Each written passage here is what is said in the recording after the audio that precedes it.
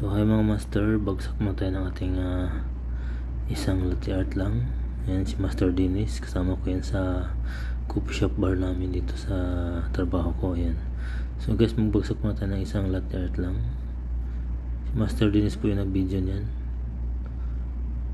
So habang wala pa tayong ganong order, yan, mag-coffee latte muna tayo, isang bagsak lang muna. So tara guys, let's go.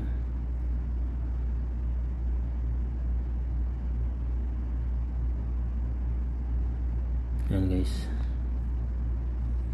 start na natin yung ating latte art. Paborito ko talaga latte art, seahorse, yan, paborito ko yung laging ginagawa yan, seahorse, mga swan. So nakita nyo naman lagi sa video ko, lagi kong ginagawa yung seahorse. Although marami akong alam na latte art, pero yan lang yung ko. Gusto ko kasi maganda kasi maganda kasi siya sa paningin, magandang tignan din. At saka yung Pegasus naman, yung unicorn, maganda rin yun.